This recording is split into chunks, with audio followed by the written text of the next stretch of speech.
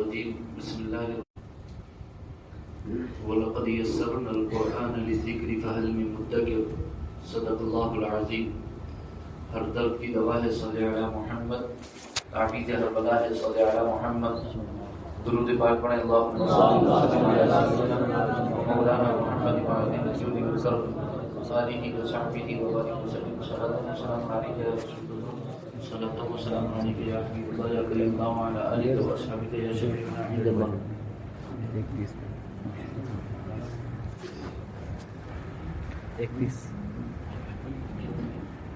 31 پہ تھا جتنا آپ بولو گے. اللہ رب العزت کی بارگاہ میں ہم دعا کرتے ہیں پروردگار عالم ہماری آج کی حاضری کو قبول فرمائیں آمین. اور اللہ رب العزت ہمارے یہاں جمع ہونے کو قبول فرمائیں. جتنے قدم ہم چل کر کے آئے اللہ رب العزت ہر قدم پر ہمیں نیکی عطا فرمائے، ہر قدم پر ہمارے گناہوں کو معاف فرمائے اور ہر قدم پر ہمارے درجات کو بلند فرمائے اور اللہ رب العزت نیکیوں کی توفیق عطا فرمائے، گناہوں سے ہماری حفاظت فرمائے. یہ جو ساعت ہے بہت ہی مبارک ہے جمعے کی خاص طور سے، اور جمعہ جو ہے وہ حدیث پاک کے مطابق سید الایام ہے، تمام دنوں کا سردار ہے، تمام دنوں کا سردار سید الایام. خود نبی اکرم صلی اللہ علیہ وسلم نے اس دن کو سید الایام فرمایا، اور نبی اکرم صلی اللہ علیہ وسلم نے حدیث پاک میں اس دن کو عید فرمایا کہ اللہ رب العزت نے یوم الجمعہ کو عید بنایا ہے مسلمانوں کے لیے. اور ایک حدیث پاک سے تو یہ پتہ چلتا ہے کہ عید الفطر اور عید الاضحیٰ سے افضل عید جمعے کو بنایا ہے اللہ رب العزت مسلمانوں کے لیے. تو یہ آج کا جو دن ہے یہ عید کا دن ہے. اور عید کیوں ہے اس کو آپ بخوبی سمجھ سکتے ہیں، کیونکہ یہ مسلمانوں کے اجتماع کا دن ہے. یہ دن عید کیوں ہے؟ عید اس لیے ہے کہ مسلمانوں کے اجتماع کا دن ہے، مسلمانوں کے جمع ہونے کا دن. تمام مسلمان جمع ہوتے ہیں، ان کا اجتماع ہوتا ہے.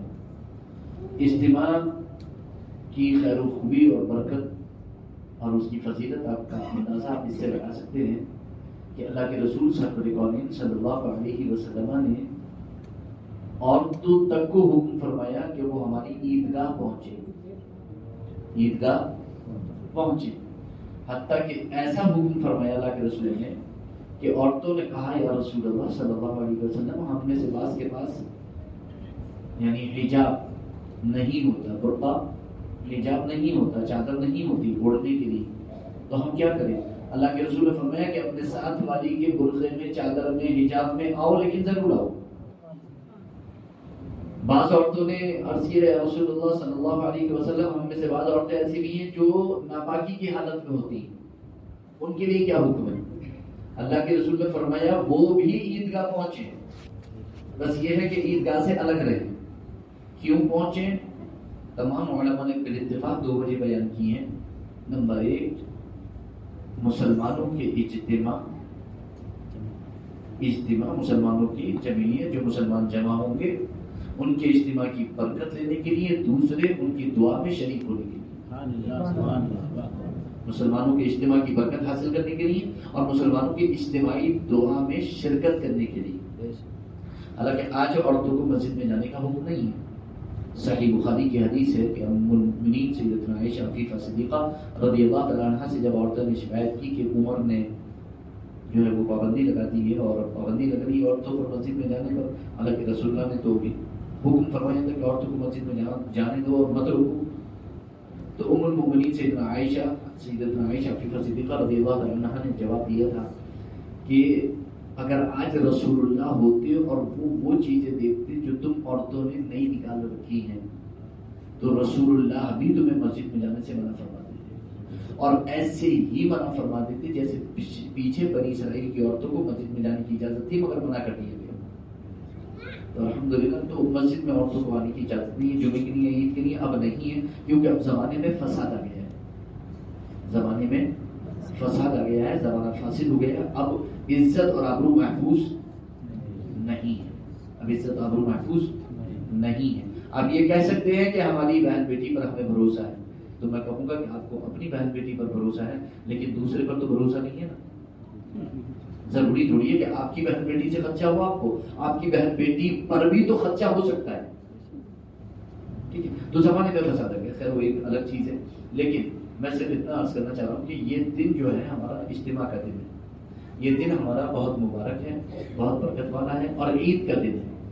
آج عید کا دن ہے اور ہر جمعہ عید کا دن ہے، اور جب مسلمان جمع ہو جائیں تو عید کا دن ہے، اجتماع کا دن، ان کی اجتماع کی بہت برکتیں ہیں۔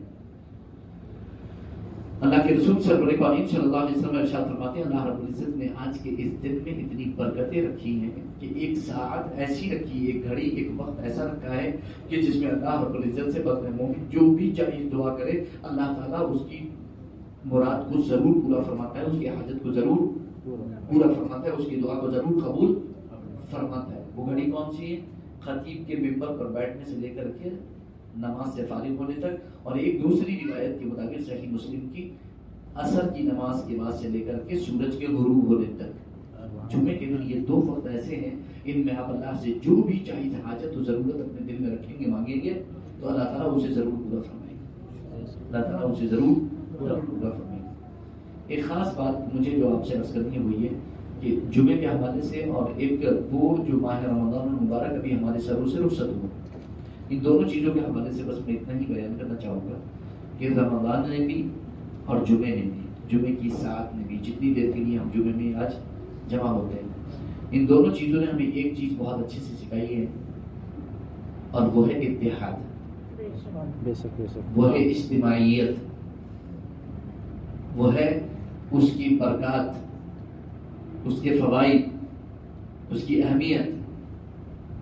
جمعہ بھی ہمیں جمع کر دیتا ہے، رمضان بھی ہمیں جمع کر دیتا ہے، اور ماہ رمضان تو اس طرح خدا کی قسم ہمیں جمع کرتا ہے کہ پورے عالم میں کوئی بھی شاید گھر ایسا نہیں ہوگا کہ جس میں مسلمان افطار کے وقت ایک وقت میں جمع ہو کر کے، پورا بستی ایک وقت میں جمع ہو کر کے کھانے کے لیے دسترخوان پہ نہ بیٹھا ہو۔ یعنی پوری بستی کو اللہ رب العزت نے، پوری بستی چھوڑو، پورا شہر چھوڑو، پورا ملک چھوڑو، پوری دنیا جہاں بھی افطار کا وقت ہے اس شہر میں سب کے سب ایک وقت میں دسترخوانوں پر جمع، سحری میں جمع، افطار میں جمع۔ سحری میں تو تھوڑا آگے پیچھے ہو بھی سکتا ہے، کوئی پہلے کھا لے، کوئی بعد میں کھا لے، کوئی دیر سے کھا لے، لیکن افطار ایک ایسا وقت ہے کہ جو مسلمانوں کو، پوری دنیا کے مسلمانوں کو ایک ساتھ جمع کر دیتا ہے، ایک وقت میں جمع کر دیتا ہے۔ اور ایک اور چیز جو خاص بات ہے رمضان کی، روزہ کھانے کے لیے آپ کے پاس ہے، پینے کے لیے آپ کے پاس ہے، سب کچھ آپ کے پاس ہے، مال و دولت آپ کے پاس ہے، گھر میں آپ کے بھرا ہوا ہے، سب کچھ ہے، پھل آپ کے پاس بھرے ہوئے ہیں، سبزی آپ کے پاس بھری ہوئی ہے، اچھے سے اچھی کھجور، اچھے سے اچھی چیزیں آپ کے پاس گھر میں بھری ہوئی ہیں، جو پورے سال میں کبھی نہیں ہوتی عام طور سے، وہ نعمتیں آپ کے گھر میں بھری ہوئی ہیں، مگر اس سب کے باوجود آپ میں سے کوئی بھی یہ ہمت نہیں کرتا کہ اپنا کمرہ بند کر کے خاموشی کے ساتھ چپکے سے کچھ کھا لے۔ یعنی روزہ اتنی پاورفل عبادت ہے، اتنی پاورفل عبادت ہے کہ وہ کمرہ بند کر کے سب سے چھپنے کے باوجود بھی آپ کو یہ گناہ نہیں کرنے دیتا، آپ کو صرف ایک احساس دلاتا ہے روزہ، وہ یہ کہ کتنا ہی کمرہ بند کر لو تمہارا رب تو تم کو دیکھ رہا ہے، تمہارا رب تم کو، بس یہ احساس ہوتا ہے جس کی وجہ سے انسان روزہ نہیں توڑتا، وگرنہ کون سی نعمت نہیں ہے، کتنی بھوک، کتنی پیاس، کتنی شدت، پورے دن مزدوری کرتا ہے، کام کرتا ہے، سب کچھ کرتا ہے، مگر خدا کی قسم روزہ نہیں توڑتا۔ بخار آتا ہے، نزلہ ہوتا ہے، طبیعت خراب ہوتی ہے، بس یہ کہتا ہے گھر والوں سے 2 ہی گھنٹے تو رہ گئے، میں ابھی کھا لوں گا نا دوا تھوڑی دیر کے بعد، پورا گھر زبردستی کر رہا ہے، پورا گھر خوشامد کر رہا ہے، بیٹا کھا لو، بیٹا دوا لے لو، تمہیں تیز بخار ہے، پریشانی ہے، تکلیف ہے، تم بستر پہ پڑے کہ نہیں، بس ابا بس ابا 2 منٹ، بس 2 منٹ، 2 گھنٹے، 4 گھنٹے، بس ہو گیا، گزر گیا، اب تو بس کیا ٹائم رہ گیا، تھوڑا سا سو جاؤں گا، نکل جائے گا وقت، افطار کے بعد دوا کھا لوں گا، دوا نہیں کھاتا۔ یعنی زبردستی کی جاتی ہے، تب بھی آپ تیار نہیں ہوتے ہیں اس عبادت کو چھوڑنے پر۔ یہی اگر احساس اور یہی جذبہ عبادت کا اگر سارے سال رہے خدا کی قسم تو آپ سب متقیوں پرہیزگار ہو جائیں اور آپ سب جنت کے مستحق ہو جائیں. جو جذبہ، جو احساس، جو شوق، جو عقیدت، جو محبت ماہ رمضان میں عبادت کی اور خوف خدا ماہ رمضان میں آپ کے دلوں میں ہوتا ہے، سارا سال اگر باقی رہے تو خدا کی قسم آپ سے زیادہ پرہیزگار انسان کوئی نہیں ہے دنیا میں. بس وہ احساس، وہ جذبہ ہمارے اندر ہے. اللہ کے رسول سرور کونین صلی اللہ علیہ وسلم سے صحابہ نے عرض کیا، یا رسول اللہ صلی اللہ علیہ وسلم، جب ہم آپ کی محفل میں بیٹھے ہوتے ہیں نا، جب محفل چلتی ہوتی ہے، جب آپ کی مجلس میں ہوتے ہیں، آپ کی صحبت میں ہوتے ہیں، آپ کے سامنے ہوتے ہیں، آپ کی بارگاہ میں ہوتے ہیں، تو وہ دل کی حالت الگ ہوتی ہے. یعنی دل میں خوف ہوتا ہے اللہ کا، شوق ہوتا ہے جنت کا، اور عبادتوں کا شوق، جذبہ، بہت سب کچھ ہوتا ہے، امید امت یہ سب. لیکن جب آپ کی محفل سے رخصت ہو جاتے ہیں، اپنی فیملی میں جاتے ہیں، تو ہلکے ہلکے پھر ویسے ہی ہو جاتے ہیں، پھر ویسے ہی ہو جاتے ہیں. اللہ کے رسول صلی اللہ علیہ وسلم نے ارشاد فرمایا کہ میری محفل سے چلے جانے کے بعد بھی اگر تمہارے دل کی وہی حالت باقی رہے کہ جو میری محفل میں تھی، تو فرشتے تمہارے گھر تم سے ملاقات کرنے، مصافحہ کرنے آئیں گے. سبحان اللہ. فرشتے تمہارے گھر تم سے ملاقات اور مصافحہ کرنے آئیں گے. اور حقیقت ہے اس وقت جب میں بول رہا ہوں، میں تقریر کر رہا ہوں، آپ کے دل میں جو احساس، جو جذبہ پیدا ہو رہا ہے، جو شوق پیدا ہو رہا ہے، اور جو آپ سوچ رہے ہیں، جو دل میں چل رہا ہے کہ ہاں جیسے رمضان میں ہم تھے، پورے سال اور پوری زندگی ہم کو ایسا ہی رہنا ہے. اور جو شوق اور جو خوف ماہ رمضان میں تھا، عبادت کا شوق اور گناہوں کا خوف جو رمضان میں تھا، وہ اب بھی ہم کو باقی رکھنا ہے. یہ جو جذبہ آپ کے اندر بیدار رہے گا، اگر یہ جذبہ باقی رہ گیا اس تقریر سے نکلنے کے بعد، اس مسجد سے نکلنے کے بعد، تو پھر انشاءاللہ العزیز فرشتے آپ سے آپ کے گھر ملاقات کرتے ہیں، مصافحہ کرنے ہیں. یہ اللہ کے رسول کا فرمان ہے کہ آپ متقی و پرہیزگار ہو جاؤ، کیونکہ ماہ رمضان آپ کو متقی و پرہیزگار بناتا ہے. آپ متقی و پرہیزگار ہو جاؤ. بارگاہ رسالت میں بیٹھنے والے لوگ متقی و پرہیزگار تھے، اسی لیے اللہ کے رسول نے فرمایا تمہارے گھر تم سے فرشتے ملاقات کرنے اور مصافحہ کرنے آئیں گے. ان سے خوش نصیب انسان کون ہوگا کہ جس کے گھر فرشتے ملاقات کرنے، مصافحہ کرنے آئیں گے. وہ اس شہر کا نہیں، اس بستی کا نہیں، اس دنیا کا سب سے پیارا انسان ہوگا کہ جس کے گھر فرشتے اس سے ملاقات کرنے، مصافحہ کرنے کے لیے. اور یہ کوئی معمولی بات نہیں، آپ یہ مت سمجھیں کہ یہ کوئی ہوائی بات ہے، یہ کہتی بس شوق دلانے کے لیے نہیں، یہ حقیقت ہے. خدا کی قسم فرشتے آپ کے گھر آپ سے ملاقات کرنے، آپ سے مصافحہ کرنے آئیں گے. لیکن آئیں گے جب کہ آپ اندر اور باہر ایک سے ہوں، دل میں خوف خدا ہو، دل میں رب سے ملاقات کی آرزو اور تمنا ہو، اور دل میں یہ احساس رہے کہ ہمیں اپنے رب سے ملاقات کرنا ہے، ہمیں اپنے رب سے ملاقات کرنا ہے. تو یہ جذبہ جب تک ہمارے اندر نہیں ہوگا، تب تک ہم جو ہے وہ کچھ نہیں کر پائیں گے. تو ماہ رمضان جہاں ہمیں متحد کرتا ہے، ہمیں متفق کرتا ہے، ہماری صفوں کو ایک کرتا ہے، ہمارے دلوں کو ایک کرتا ہے، ہمارے دسترخوانوں کو ایک کرتا ہے، ہمارے گھر کے ماحول کو اچھا کرتا ہے. پورے رمضان مجھے آپ میں سے کوئی نہیں بتا سکتا کہ آپ میں سے کسی کے گھر میں کوئی جھگڑا ہوا ہو، الا ماشاء اللہ. شاید ہی کوئی ایسا گھر ہو کہ جس کے گھر میں ماہ رمضان کو کوئی جھگڑا ہوا، کوئی بحث، کوئی تکرار، یا کسی کے گھر میں کھانے کی کمی ہوئی ہو، یا کسی کو جو ہے وہ افطار کے وقت بیٹھتے ہوئے اچھا نہ لگا ہو. سب خوش دلی کے ساتھ بیٹھے ہوئے، سب متفق متحد، سب خوش، بچے خوش، بیوی خوش، شوہر خوش، ماں باپ خوش، بہن بھائی خوش، خاندان خوش، اہل خانہ خوش. اور اس خوشی کا اظہار ہوتا ہے عید کے دن. وہ خوشی پھوٹتی ہے عید کے دن، سب ایک دوسرے کے گلے لگ جاتے ہیں. اسلام ہم سے کیا چاہتا ہے؟ اسلام ہم سے صرف اتنا چاہتا ہے کہ تم متقی و پرہیزگار ہو جاؤ. اور کیسے متقی و پرہیزگار ہو جاؤ، میں آپ کو بس چند جملوں میں بتاؤں گا. میں نے جو آیت کریمہ تلاوت کی ہے وہ سورہ قمر کی آیت کریمہ ہے، سورۃ القمر پارہ نمبر 27 میں ہے. اللہ رب العزت ارشاد فرماتا ہے وَلَقَدْ يَسَّرْنَا الْقُرْآنَ لِلذِّكْرِ فَهَلْ مِن مُدَّكِرٍ. اور ہم نے قرآن کو آسان کر دیا ذکر کے لیے، کیا کوئی ہے ذکر کرنے والا؟ حل میں مدکر، حل میں مدکر، حل میں مدکر 4 جگہ فرمایا، آیت نمبر 17، 22، 32، 40، 4 جگہ فرمایا ہم نے قرآن کو ذکر کے لیے آسان کر دیا. کیا کوئی ہے ذکر کرنے والا؟ کیا کوئی ہے ذکر کرنے والا؟ کیا کوئی ہے ذکر کرنے والا؟ کیا کوئی ہے ذکر کرنے والا؟ ہم نے قرآن کو ذکر کے لیے آسان کر دیا. 4 جگہ فرمایا. کیا مطلب ہوا؟ ہاں بے شک قرآن کو ذکر کے لیے آسان فرما دیا. ذکر کے 2 معنی آتے ہیں. ذکر کے ایک معنی آتے ہیں نصیحت پکڑنے کے، اور ذکر کے ایک معنی آتے ہیں یاد کرنے کے. اب دونوں معنی کے اعتبار سے آپ آیت کا ترجمہ کیا کریں گے؟ ہم نے قرآن کو یاد کرنے کے لیے آسان کر دیا. کیا کوئی ہے یاد کرنے والا؟ ہم نے قرآن کو نصیحت پکڑنے کے لیے آسان کر دیا. کیا کوئی ہے نصیحت پکڑنے والا؟ دونوں معنی صحیح ہے. سورہ مریم کی آیت نمبر 97 میں آخری آیت میں ارشاد فرمایا فَإِنَّمَا يَسَّرْنَاهُ بِلِسَانِكَ لِتُبَشِّرَ بِهِ الْمُتَّقِينَ وَتُنذِرَ بِهِ قَوْمًا لُدًّا. اے محبوب ہم نے قرآن کو آپ کی زبان عربی میں کر کے آسان کر دیا. آسان کیوں کیا؟ 2 وجہ بیان کی قرآن میں. قرآن آسان ہے. قرآن نصیحت پکڑنے کے لیے بھی آسان ہے، قرآن یاد کرنے کے لیے بھی آسان ہے. اور کتنا آسان ہے میں آپ کو بتاؤں گا. چند جملوں میں بتا دوں گا میں آپ کو کہ قرآن کتنا آسان ہے. دراصل جب تک آپ قرآن کو اپنا امام بنا کر کے، قرآن کو اپنا پیشوا بنا کر کے، قرآن کو اپنے لیے نور بنا کر کے، قرآن کو اپنے لیے حجت سمجھ کر، اپنے حق میں حجت سمجھ کر جب تک آپ قرآن کے قریب نہیں جائیں گے تب تک آپ کا قرآن سے کوئی واسطہ اور تعلق نہیں ہوگا. حقیقت تو یہ ہے، حقیقت یہ ہے کہ ہر گھر سے نماز فجر کے بعد یا نماز فجر سے پہلے قرآن کی تلاوت کی آواز آنا چاہیے تھی.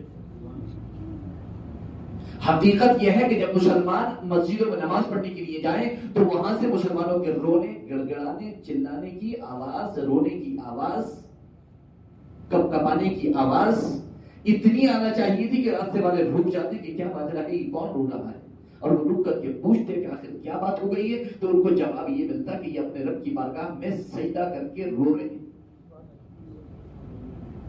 یہ گڑگڑا رہے ہیں، یہ اپنے گناہوں سے توبہ کر رہے ہیں، یہ اپنے رب سے امیدوار ہیں، یہ اپنے رب سے مغفرت کے طلبگار ہیں، یہ اپنے رب سے رزق کے طلبگار ہیں، یہ اپنے رب سے عزت و آبرو کے طلبگار ہیں، یہ اپنے رب سے دینی ماحول کے طلبگار ہیں، یہ اپنے رب سے قرآن و سنت پر چلنے کی توفیق کے طلبگار ہیں. ہونا چاہیے تھا لیکن آواز نہیں آتی. کبھی آج تک آواز نہیں آئی. دنیا میں کوئی جگہ رونے کے لیے نہیں بنی ہے سوائے اس جگہ کے جہاں پر آپ کو سجدہ کرنا ہے. آپ کی مسجدیں بنی ہیں، آپ کے مصلے بنے ہیں رونے کے لیے، وہاں روئیے، اپنے رب کی بارگاہ میں روئیے، کہیں مت روئیے. کسی کے سامنے کچھ نہیں، اپنے رب کے سامنے، کیونکہ اسے وعدہ فرمایا ہے نمک ختم ہو جائے تو مجھ سے مانگو میں عطا کروں گا، جوتی کا تسرا ٹوٹ جائے تو مجھ سے مانگو میں عطا کروں گا. جو رب یہ فرما رہا ہے پھر کسی کی کیا مجال کہ وہ کسی سے مانگے اور کسی کے آگے روئے. حضرت یعقوب نبی جب حضرت یوسف علیہ السلام کا غم نپا ہوا تو رونے لگے. جب بچوں نے کہا کہ کیوں ابھی تک رو رہے تو انہوں نے کہا کہ میں اپنا شکوہ، اپنا حزن، اپنا غم اپنے رب کی بارگاہ میں رکھتا ہوں. بس انما اشکو بثی وحزنی الی اللہ، میں اللہ کی بارگاہ میں رکھتا ہوں. حضرت یوسف علیہ السلام قید میں ہیں، صرف اپنے رب سے رکھتے ہیں، کسی اور سے نہیں. حضرت یوسف علیہ السلام کنعان کے کنویں میں ہیں تب بھی اپنے رب کے سامنے رکھتے ہیں اپنی حاجت. اللہ کے رسول 3 سال تک شیعہ بے ابی طالب میں اپنے تمام ساتھیوں کے ساتھ محصور ہیں. ہانڈیوں میں سالن کے بجائے، گوشت کے بجائے، رزق کے بجائے پتھر ابل رہے، مگر 3 سال تک کسی کی زبان پہ شکایت نہیں ہے. شکایت صرف اپنے رب سے ہے. خوشحالی عطا فرمانے والا، وسعت عطا فرمانے والا اللہ ہے. 13 سال مکے کی زندگی اللہ کے رسول صلی اللہ علیہ وسلم نے کیسی گزاری ہے. ایک مرتبہ آپ تعریف پڑھو گے خدا کی قسم، اگر آپ کا دامن بھیگ نہ جائے آپ کے آنسو سے تو آپ کہہ دیں. ایک مرتبہ صرف نبی اکرم صلی اللہ علیہ وسلم کی سیرت، قرآن سے نبی اکرم صلی اللہ علیہ وسلم کی سیرت، حدیث کی روشنی میں نبی اکرم صلی اللہ علیہ وسلم کی سیرت کی کتابوں کی روشنی میں ایک مرتبہ بیٹھ کر کے پڑھنا. اگر آپ کا دامن بھیگ نہ جائے آپ کے آنسو سے تو آپ کہہ دیں. میرے پاس وقت نہیں ہے اتنا لمبا، اگر میں آپ کو چند جھلکیاں ضرور دکھاتا اس کی. 13 سالہ مکی زندگی ضرور پڑھنا. جس دن 13 سالہ مکی زندگی حضور کی پڑھ لو گے، اس دن دنیا میں کتنا بھی بڑا غم چاہے پہاڑ کی برابر کیوں نہ ہو، آپ کی زبان پر شکایت نہیں آئے گی. آپ خود پہاڑ بن جاؤ گے اس مصیبت کے سامنے ٹکرانے کے لیے. خود آپ صبر اور شکر کا پہاڑ بن کر کے آپ اس کا مقابلہ کرو. آپ کو کوئی ہٹا نہیں سکتا اپنی جگہ سے، نہ آپ بہت مضبوط ہو جاؤ. آپ صبر اور شکر کا پہاڑ بن کر کے بڑی سے بڑی پہاڑ جیسی مصیبتوں کا سامنا آسانی سے کر سکتے ہو. ہر کوئی شخص کر سکتا ہے کہ جس نے نبی اکرم صلی اللہ علیہ وسلم کی سیرت پڑھی ہو. 13 سالہ مکی زندگی اور 10 سالہ مدینی زندگی پڑھی ہو، وہ کر سکتا ہے. اور جس نے حضور کی سیرت نہیں پڑھی ہوگی، میں لکھ کے دیتا ہوں، یہاں پر میں بیٹھا ہوں، میں بھی آپ کو بول کر کے جاتا ہوں، کچھ کرنا تو بہت دور کی بات، ان کے دل بھی نہیں مل سکتے آپس میں. میں لکھ کے دے دوں گا. وہ اس صف میں ضرور کھڑے ہو سکتے ہیں، وہ مسجدوں میں ضرور پہنچ سکتے ہیں، ان کی سلام دعا ضرور ہو سکتی ہے، مگر ان کے دل نہیں مل سکتے.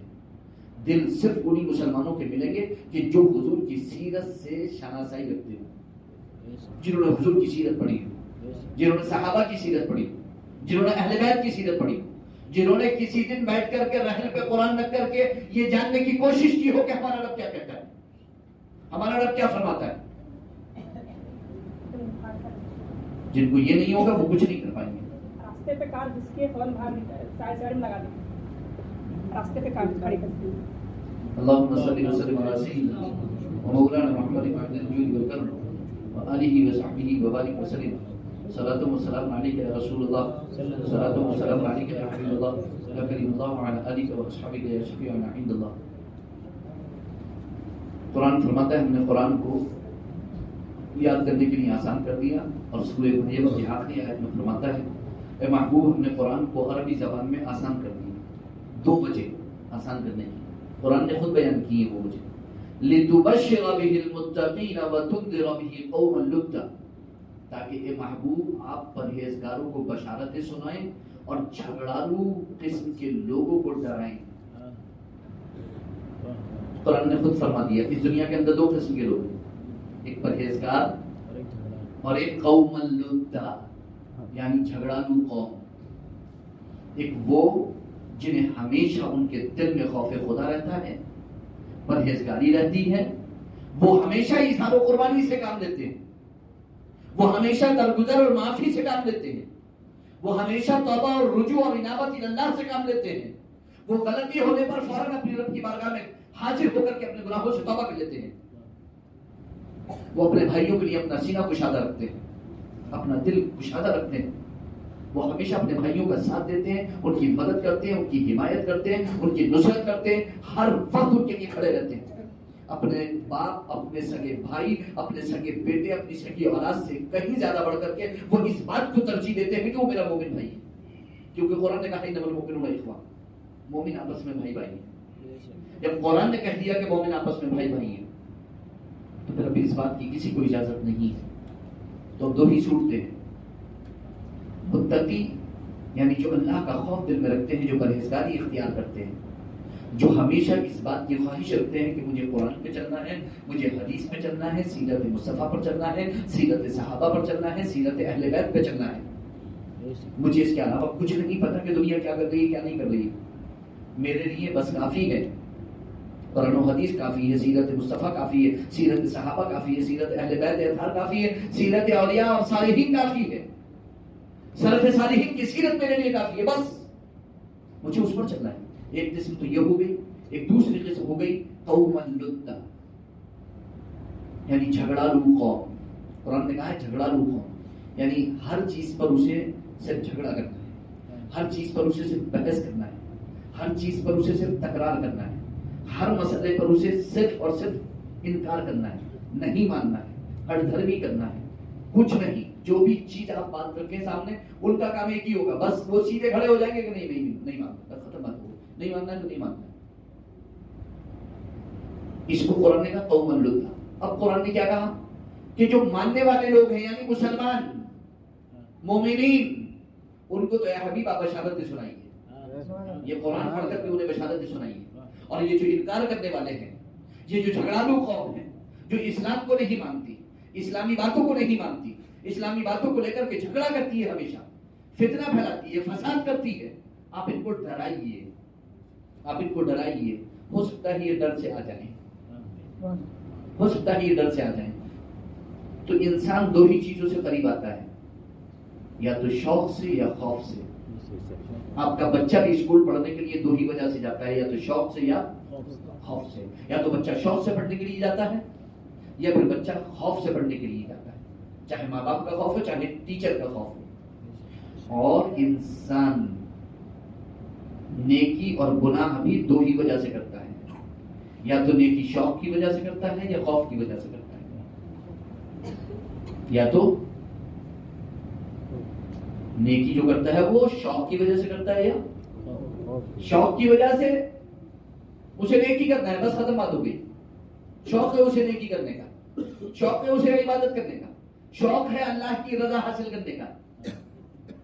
اسے اس بات کا خوف نہیں ستاتا کہ جہنم میں جائیں گے وغیرہ وغیرہ وغیرہ، سزا وزا اس کو کچھ آتی یاد ہی نہیں آتا، اسے صرف ایک ہی چیز ہے، مجھے میرے رب کی رضا چاہیے، بس مجھے میرے رب کی رضا چاہیے، مجھے عبادت کرنی ہے، بس ختم بات ہو گئی۔ گناہ کی طرف کبھی اس کا دل، عبادتوں کا ہی شوق رہتا ہے اسے ہمیشہ۔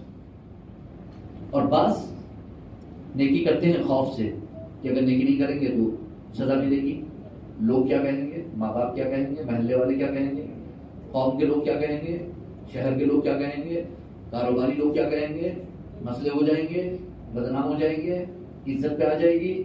تو اس خوف سے کچھ لوگ عبادت کرتے ہیں، کچھ لوگ شوق سے عبادت کرتے ہیں، کچھ لوگ خیر اللہ کو لحاظ عبادت تو کرتے ہیں کم سے کم الحمدللہ، وہ بھی لائف مبارکباد ہے، کم سے عبادت تو کرتے ہیں۔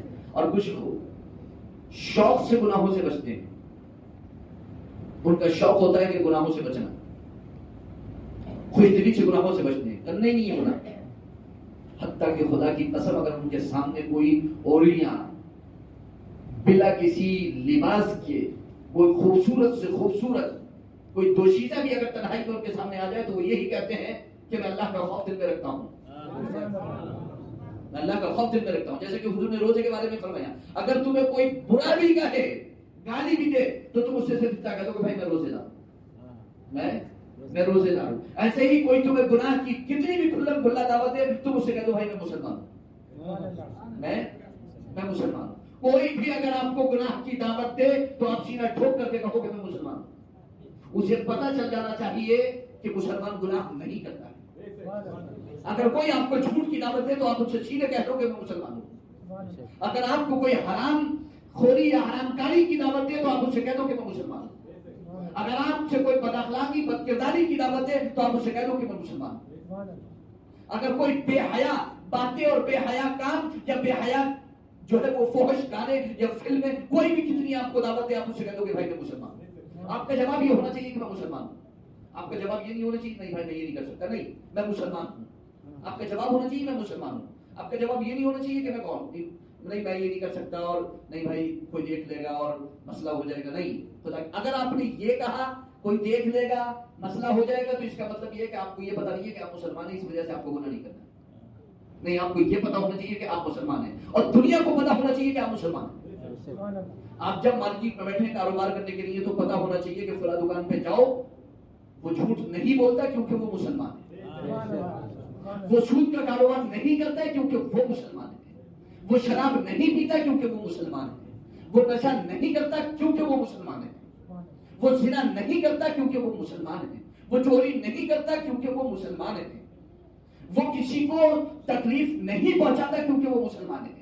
ایک غیر مسلم کو بھی اپنی بہن بیٹی کے بارے میں اتنی امید ہونا چاہیے کہ میری بہن بیٹی کی عزت مسلمانوں کے گھروں کے درمیان ایسے ہی محفوظ ہے جیسے میرے گھر میں محفوظ ہے۔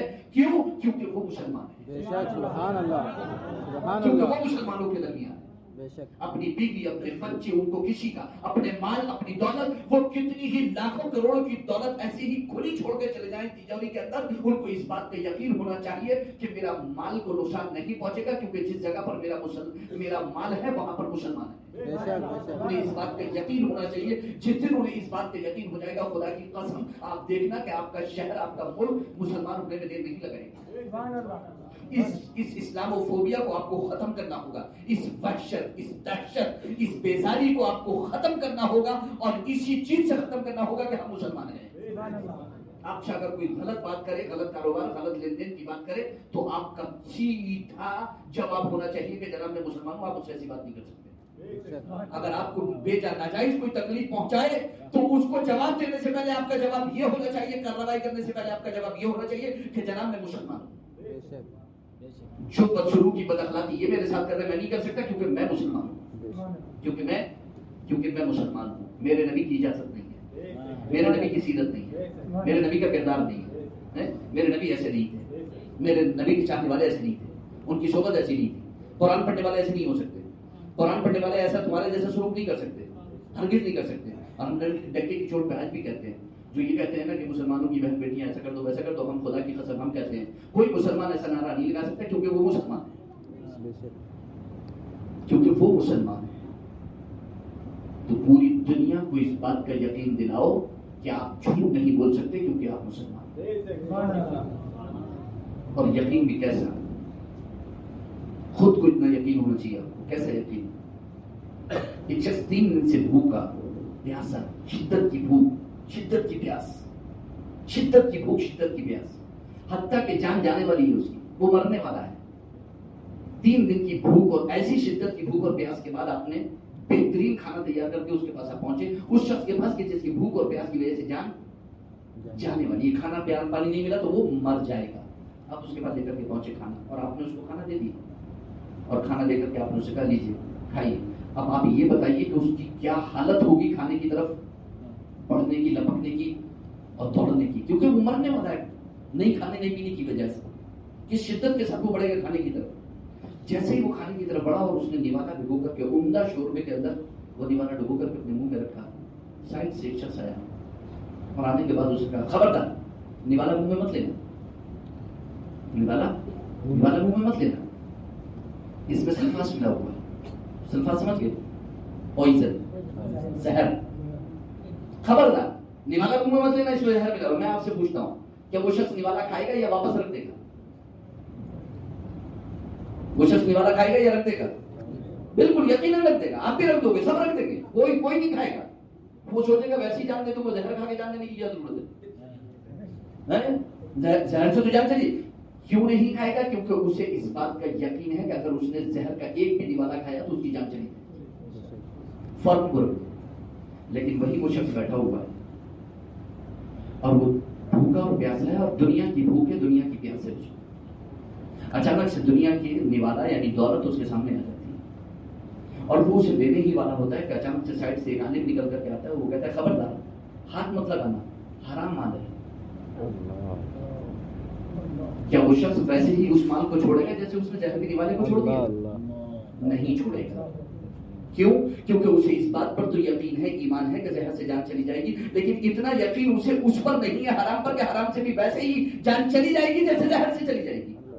جس دن مسلمانوں کو اتنا یقین ہو جائے گا خدا کے احکام اور رسول کے احکام پر کہ جن چیزوں سے اللہ اس کے رسول نے منع کیا ہے ان کو کرنے سے ہمارے ایمان کی جان چلی جائے گی، ہم جہنم میں چلے جائیں گے، اتنا یقین ہو جائے جتنا یقین زہر پر ہے، اس دن مسلمان کامیاب ہو جائیں گے۔ اس دن مسلمان یہی کہتے نظر آئیں گے کہ جناب میں حرام نہیں کہوں گا کیونکہ میں مسلمان ہوں۔ یقین اس درجے کا ہونا چاہیے۔ مسلمانوں کو زہر پر تو یقین ہے، اپنے ایمان پر، قرآن پر اتنا یقین نہیں ہے، اتنا یقین مسلمان قرآن پر کرے جتنا یقین ان زہر پر ہے۔ جو کچھ اللہ اس کے رسول نے حرام کیا ہے، جس دن مسلمانوں کا ایمان ہو جائے گا خدا کی قسم ولی پیدا ہونا شروع ہو جائے گے۔ ولی پیدا ہونا شروع ہے۔ ہم سوچ رہے کہ ولی نہیں پیدا ہونے کی وجہ ہے کیونکہ ہمارا ایمان کمزور ہو چکا ہے۔ تو اللہ نے قرآن کو آسان کر دیا ہے کائے کے لیے ذکر کرنے کے لیے۔ کیا کوئی ہے ذکر کرنے والا؟ سورہ مریم میں فرمایا ہم نے آسان کر دیا قرآن کو تاکہ آپ پرہیزگاروں کو بشارت سنائیں، جن کا ایمان مضبوط ہے انہیں بشارتیں سنائیں، اور جن کے پاس ایمان نہیں ہے انہیں ڈرائیں۔ اور سورۃ الدخان میں فرمایا فَإِنَّمَا يَسَّرْنَاهُ بِلِسَانِكَ لَعَلَّهُمْ يَتَذَكَّرُونَ۔ اے محبوب ہم نے قرآن کو آپ کی زبان عربی میں آسان کر دیا، کیوں؟ تاکہ یہ لوگ نصیحت پکڑیں، تاکہ لوگ نصیحت پکڑیں۔ تو اب آ جائیے لعلهم يتذكرون سورۃ الدخان میں فرمایا تھا کہ نصیحت پکڑے. یہاں سورۃ القمر پارہ نمبر 27 میں اللہ رب العزت ارشاد فرماتا ہے وَلَقَدْ يَسَّرْنَا الْقُرْآنَ لِلذِّكْرِ فَهَلْ مِن مُدَّكِرٍ. ہم نے قرآن کو ذکر کے لیے آسان کر دیا ہے تاکہ لوگ ذکر کریں. کیا کوئی ہے ذکر کرنے والا؟ ایک معنی. ہم نے قرآن کو نصیحت پکڑنے کے لیے آسان کر دیا. کیا کوئی ہے نصیحت پکڑنے والا؟ اب آپ کہیں گے کہ کتنا آسان کیا, کیسے آسان؟ میں کہوں گا کہ بہت آسان کیا اللہ نے. اللہ نے قرآن کو یاد کرنے کے لیے اتنا آسان کیا ہے, خدا کی قسم اتنا آسان کیا ہے کہ ماں کے پیٹ میں بھی 15 پاروں کے حافظ پیدا ہو چکے ہیں. سبحان اللہ. ماں کے پیٹ میں بھی 15 پاروں کے حافظ. شیخ عبد القادر جیلانی غوث سمدانی بغدادی رضی اللہ تعالیٰ عنہ جب ماں کے پیٹ سے شکم مادر سے باہر تشریف لائے تو 15 پاروں کے حافظ. تو میں اس کی روشنی میں یہ کہنا چاہوں گا کہ نہ حفظ مشکل ہے نہ رزق مشکل ہے. حفظ بھی آسان ہے, رزق بھی آسان ہے. لیکن کن لوگوں کے لیے حفظ اور رزق آسان ہے اور کن لوگوں کے لیے حفظ اور رزق مشکل ہے؟ بس میری اتنی بات سن لو, میری تقریر ختم ہو جائے. نہ حفظ مشکل ہے نہ رزق مشکل ہے. حفظ بھی آسان, رزق بھی آسان. حفظ بھی آسان, رزق بھی آسان. ایک مثال میں آپ کو دیا حضور غوث پاک کی کہ حفظ کتنا آسان ہے. یہ شکم میں مادر سے جب باہر تشریف لائے تو کیونکہ غوث پاک متقیوں کے امام ہے, امام التقیٰ والنقاء ہے. امام التقیٰ والنقاء ہے. ٹھیک ہے, روح بہت پاکیزہ ہے. تو حفظ بھی آسان ہے, رزق بھی آسان ہے. اور رزق کی مثال میں آپ میں سے کون ایسا ہے جس کو یہ شکایت ہو کہ میرے ماں کے پیٹ میں مجھے رزق نہیں ملا؟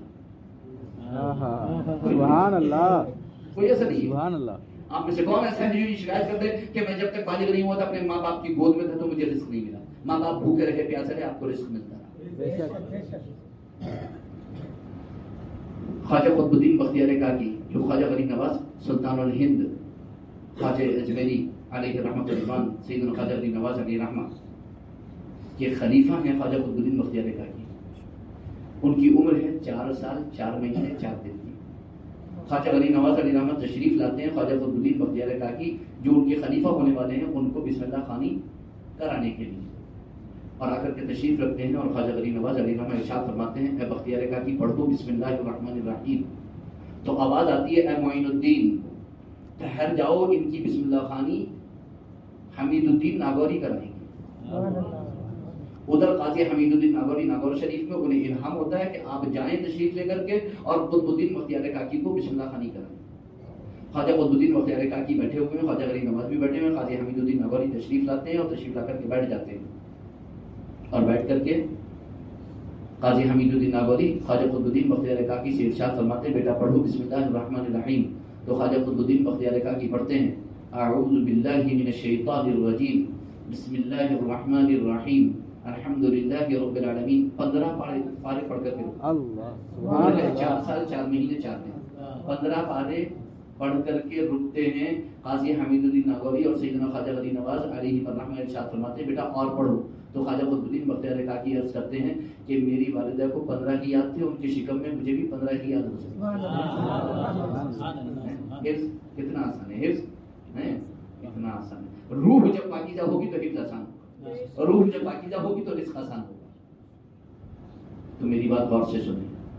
2 زمانے ایسے ہیں کہ جن میں نہ حفظ مشکل ہے نہ رزق مشکل ہے. 2 زمانے ایسے ہیں جن میں نہ حفظ مشکل نہ رزق مشکل. وہ 2 زمانے کون سے ہیں؟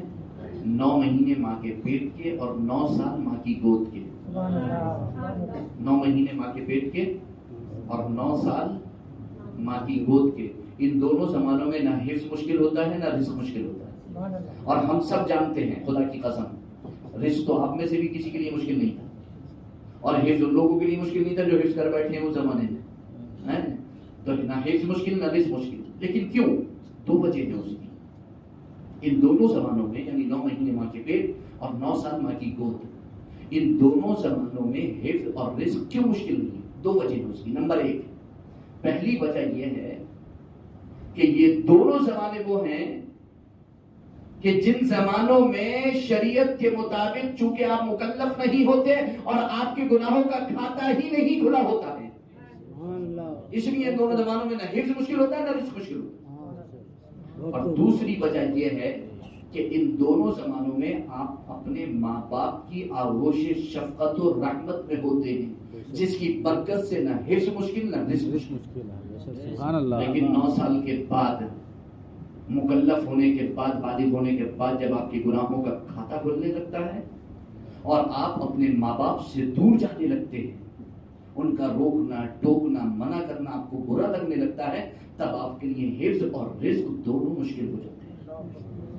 لیکن خدا کی قسم 90 سال تک جو زندہ رہیں، 900 سال تک جو زندہ رہیں اور گناہوں کا کھاتا نہ کھلا ہو اور ماں باپ کی ناراضگی کبھی انہوں نے مول نہ لی ہو، ماں باپ کی آغوش شفقت و رحمت میں ہمیشہ رہیں، ماں باپ کے ساتھ اچھا سلوک اچھا برتاؤ کریں، ان کی ہر جائز بات مانے، تو نہ انہیں حفظ مشکل ہے نہ رزق مشکل ہے، عمر چاہے 9 مہینے کی ہو، چاہے 9 سال کی ہو، چاہے 90 سال کی ہو، نہ حفظ مشکل نہ رزق مشکل۔ دوسری بات، ہم نے قرآن کو کافی ٹائم ہو گیا، خیر بہرحال میں اپنی بات کو ختم کروں گا۔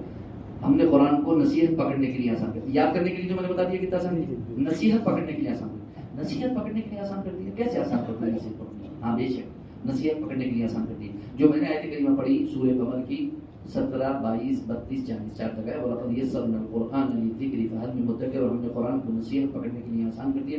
یا کوئی ہے نصیحت پکڑنے والا؟ یہ 4 جگہ آیت کریمہ ہے، آپ جائیں گھر پہ جا کر قرآن اٹھائیں، اہل سنت والجماعت کا ترجمہ اٹھائیں، اور ترجمہ اٹھانے کے بعد اس ترجمے میں پڑھیں آپ اس آیت کریمہ کا ترجمہ، خاص طور سے آگے پیچھے کی آیتیں پڑھیں، تو کہیں آپ کو قوم عاد کا ذکر ملے گا، کہیں آپ کو قوم سمود کا ذکر ملے گا، کہیں آپ کو قوم لوط کا ذکر ملے گا، کہیں آپ کو فلاں قوم، اور پورا قرآن آپ دیکھیں گے تو آپ کو یوں ہی ملے گا، کہیں قوم موسیٰ کا ذکر، کہیں قوم عیسیٰ کا ذکر، کہیں قوم ابراہیم کا ذکر، کہیں قوم لوط کا ذکر، کہیں قوم شعیب کا ذکر، کہیں قوم عاد کا ذکر، کہیں قوم سمود کا ذکر وغیرہ وغیرہ آپ کو ذکر ملیں گے۔ جانتے ہو کیا ملے گا آپ کو؟ کہ جس نے بھی نبیوں کو جھٹلایا اور ان کی باتوں کو نہیں مانا، اور جیسا ایمان لانے کا حق تھا، کیسا ایمان لانے کا؟ جتنا ایمان زہر پر ہے، جتنا یقین زہر پر ہے، اس درجے کا کامل ایمان اور کامل یقین جو بھی نہیں لایا تو اسے ہلاکت کا منہ دیکھنا پڑا ہے، اسے تباہی کا منہ دیکھنا پڑا ہے۔ جنہوں نے نبیوں اور رسولوں کی تکذیب کی، انہیں جھٹلایا، ان پر عذاب نازل ہوا ہے۔ تو قرآن ان سب قوموں کا عذاب کا ذکر کرنے کے بعد فرماتا ہے ہم نے تو قرآن کو نصیحت پکڑنے کے لیے تمہارے لیے آسان کر دیا ہے، اب تم کیوں ان قوموں جیسے عذاب کی کسی انتظار میں ہو؟ ان قوموں پر ہم نے عذاب نازل کیا، بے شک نازل کیا ہے، تم پہ تو نازل نہیں کر رہے ہیں نا، تو تم کیوں انتظار میں بیٹھے ہوگے؟ تم پر بھی معاذ اللہ رب العالمین عذاب نازل ہوگا، تبھی نصیحت پکڑو گے، تبھی پتہ چلے گا کہ ہاں رسول حق ہے، نبی حق ہے، قرآن حق ہے، ایمان حق ہے، اسلام حق ہے، اللہ ہے، دوزخ ہے، جنت ہے، جہنم ہے، حشر ہے، حساب ہے، کتاب ہے، وغیرہ وغیرہ وغیرہ وغیرہ۔ تم تو قرآن پڑھ لو، نصیحت پکڑ لو۔ تم ترکی جیسے کسی واقعے کے انتظار میں، کسی زلزلے کے انتظار میں کیوں ہو کہ ہمارے شہر میں آئے گا معاذ اللہ رب العالمین، تبھی ہمیں پتہ چلے گا کوئی اللہ ہے، اور کوئی حساب کتاب ہو سکتا ہے، اور کسی عذاب میں مبتلا ہو سکتے ہیں، اور کوئی پکڑ ہو سکتی ہے، اور کوئی مصیبت میں مبتلا ہو سکتے ہیں، تم اس سب کے انتظار میں کیوں ہو؟ یہ تو نبی کا صدقہ ہے کہ تم پر عذاب نازل نہیں کیا۔ اگر اللہ ليعذبهم وانت فيهم، اللہ عذاب دینے والا نہیں ہے نبی جب کہ آپ ان کے درمیان موجود ہیں، یہ نبی کا صدقہ ہے جو عذاب نہیں آیا، ورنہ تو کم نہیں ہے، گناہ تو بہت ہے، اتنے میں تو عذاب آ جانا چاہیے تھا۔ اور جگہ جگہ تھوڑے تھوڑے سے واقعات اور حادثات دیکھنے میں آئی رہے، تو ہم نے قرآن کو نصیحت پکڑنے کے لیے آسان کر دیا۔ قرآن میں پڑھ لو ان قوموں کے بارے میں اور نصیحت پکڑ لو، یا پھر تم بھی اسی جیسے عذاب کے انتظار میں ہو۔ نہیں معاذ اللہ رب العالمین، اے ہمارے رب، ہم اس جیسے کسی عذاب کے انتظار میں نہیں ہے، بلکہ تو قرآن سے نصیحت پکڑنا ہمارے لیے آسان فرما۔ قرآن پڑھو اور نصیحت پکڑو۔ جس دن قرآن پڑھ لو گے، جس دن قرآن کے سامنے بیٹھ جاؤ گے، اس دن کامل مومن ہو جاؤ گے۔ میں آپ سے پوچھتا ہوں بس ایک سوال، آپ میں سے کوئی ایسا شخص ہے جس نے الحمد سے لے کر بالناس تک پورا قرآن ترجمے کے ساتھ کبھی پڑھا ہو؟ نہیں۔ اور اگر نہیں پڑھا ہے تو اس بات کو سوچنے کی ضرورت ہے کہ پھر مسلمان ہو کیوں؟ گوشت کھانے کے لیے، مزے اڑانے کے لیے، اللہ کی دی ہوئی نعمتوں کی فراوانی اور کثرت میں ڈوبنے کے لیے، نہانے کے لیے، بس صرف اللہ کا کلام پڑھنے کے لیے؟ ایک بار بھی کوشش کی؟ یہ مت کہنا کہ سب ہمیں کسی نے پڑھایا نہیں، ہم نہیں نا، آپ جب چاہو گے پڑھ لو گے انشاءاللہ۔ اللہ نے اتنا آسان کر دیا ہے۔ اللہ ان لوگوں کو، ان علماء کو جزائے خیر عطا فرمائے جنہوں نے ہماری زبان میں قرآن کا ترجمہ، تفسیری ترجمہ کر دیا۔ خدا کی قسم انہیں اللہ اتنی جزا عطا فرمائے گا کہ آپ سب کی طرف سے انہیں جزا عطا فرمائے گا، کیونکہ عربی تو آپ سے آتی نہیں ہے، لیکن اردو ہندی میں تو آپ پڑھ سکتے ہو نا. اردو ہو چکا، ہندی ہو چکا، انگلش ہو چکا، عربی میں موجود ہے، ہر زبان میں موجود ہے، فارسی میں موجود ہے، کس کس زبان میں موجود نہیں ہے، پنجابی موجود ہے، بنگالی میں موجود ہے، کس کس زبان میں موجود ہے، ہر زبان میں ترجمہ موجود ہے. کوئی یہ نہیں کہہ سکتا کہ صاحب مجھ سے پڑھنا نہیں آتا.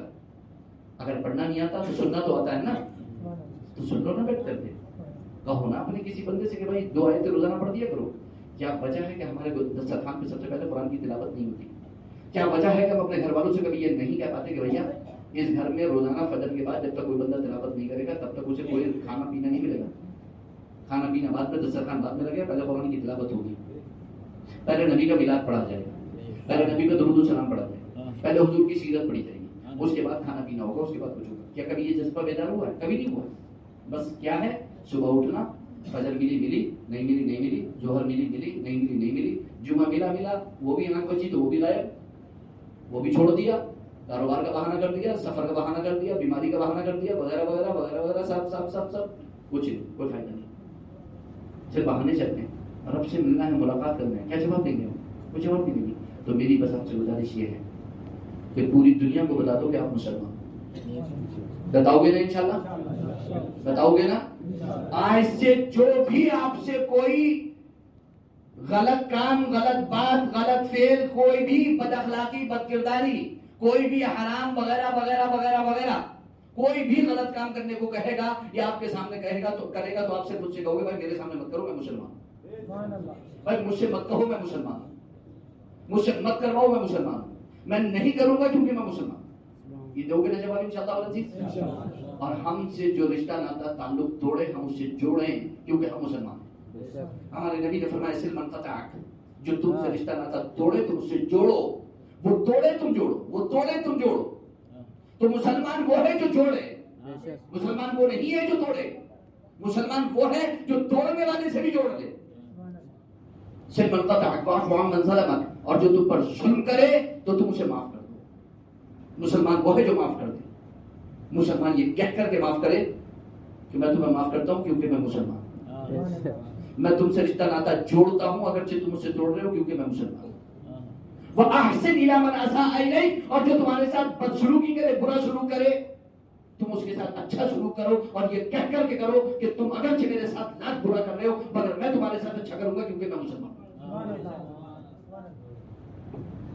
ٹھیک ہو گیا واضح؟ اللہ تعالیٰ مجھے بھی توفیق عطا فرمائے، آپ کو بھی توفیق عطا فرمائے، نارائن کی سعادت برکتوں سے ہمارا مال فرمائے، اور اللہ رب العزت اپنے حبیب کے صدقے میں ہمیں متفق فرمائے، متحد فرمائے، نیکیوں کی توفیق عطا فرمائے، گناہوں سے ہماری حفاظت فرمائے، علم نافع، عمل صالح، رزق حسن، ایمان کامل کی دولت سے ہمارا مال فرمائے. آمین ثم آمین. آؤ پھر ایک بار عزم زندگی بن جائیں ہم، پرچم علم و ہنر ہر موڑ پہ لہرائیں ہم، نکھت اخلاص بن کر پھیل جائیں دہر میں زمانے میں، پھر قلب و نظر کی بزم کو مہکائیں ہم، تھک کے سو جائیں جہانی کاروان زندگی، بے خطر دشواریوں میں پاس پا بن جائیں ہم، پھر بنے انسانیت کے کارواں کے راہ پر، پھر سلیقہ زندگی کا دہر کو سکھلائیں. آمین ثم آمین. استغفر اللہ ربی من کل ذنب واتوب الیہ وآخر دعوانا الحمد للہ رب العالمین. السلام علیکم ورحمۃ اللہ وبرکاتہ. السلام علیکم معذرت چاہوں گا، میں پہلے آپ سے معذرت چاہوں گا کہ کچھ لیٹ ہو گیا ہے. نہیں، کوئی بات نہیں. اللہ کا لاکھ لاکھ شکر و احسان ہے کہ ہمارے درمیان